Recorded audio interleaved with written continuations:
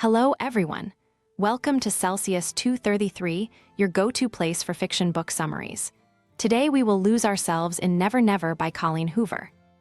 Never Never by Colleen Hoover and Tarryn Fisher, first published in 2015, is a gripping tale of love, memory, and mystery. This enthralling novel follows two teenagers, Wynwood and Silas Nash, as they navigate an eerie reality where their memories have been inexplicably wiped. Set against a backdrop of intrigue and romance, the story unfolds through alternating perspectives, weaving an intricate narrative that keeps readers on edge. It is the first part of a well-known trilogy. Plot summary. In the midst of a bustling high school hallway, Wynwood finds herself dazed and untethered. She doesn't know where she is, who the people around her are, or even who she is. The ringing of a bell and the hurried shuffle of students only deepen her confusion. Charlie realizes she has no memory of her past. Her name, her life, her friends, nothing feels familiar. Staring at a test paper, unable to recall her name, she is struck by a gnawing fear. The teacher's sharp reprimands and the smirks of her classmates leave her feeling exposed, but she doesn't know how to ask for help without seeming crazy. In the cafeteria, Charlie notices a boy sitting beside her. He is dark-haired, with a lean build and a nervous energy that mirrors her own. She doesn't know him, but the others do, and their pointed looks suggest an intimacy between them. They call him Silas Nash. He slips an arm around her shoulders, playing a part she isn't sure of, yet she instinctively goes along with it. Later, as they cross paths in Spanish class, their unspoken connection grows unsettling. When their eyes finally meet, she realizes he is just as lost as she is. Silas, too, has no memory. The two leave school together, bound by a shared bewilderment. Silas's Land Rover, sleek and luxurious, carries them away from the ordinary world that now feels alien.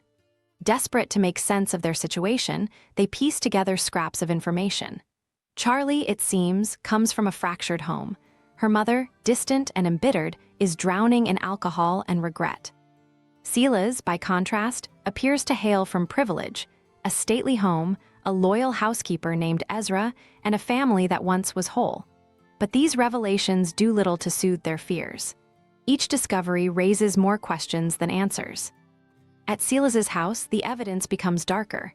His bedroom holds clues that suggest something sinister, bloodstains smeared on his sheets and mud trailing from the floor to his bed. A cryptic note, "Never stop, never forget," surfaces, scrawled in a hand neither of them recognizes. It feels ominous, like a puzzle piece they are unable to place. As they explore the house and study the photographs lining the walls, they confront glimpses of lives that should feel like theirs, but remain stubbornly unfamiliar. Silas's talent for photography becomes apparent through his collection of hauntingly evocative images, yet even his art feels foreign to him. Charlie, upon returning to her modest home, is met with hostility and indifference from her mother. The tension is palpable, hinting at unresolved family turmoil.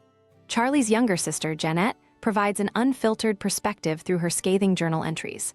Though Charlie's room offers little solace, she uncovers fragments of her own life, such as a washed receipt crumpled in her pocket, its ink smudged beyond recognition.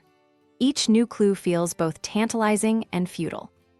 Silas reconnects with his younger brother, who cryptically alludes to the growing strain between their families. A long-standing feud, it seems, has placed the Wynwoods and the Nashes at odds, though Silas can only guess at the details.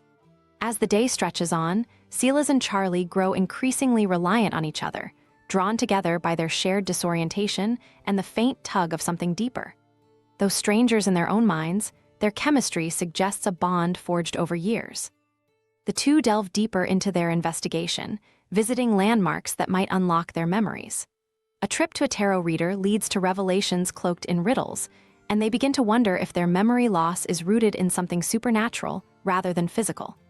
The reader's cryptic warnings heighten their anxiety. Charlie, haunted by her fear of betrayal, questions whether she can trust Silas, and Silas wrestles with the nagging suspicion that he has wronged her. As night falls, the weight of their predicament presses harder. The unearthed history of their families reveals financial scandal, deceit, and heartbreak. Silas's father, once a respected figure, had dealings that led to the Wynwoods' ruin.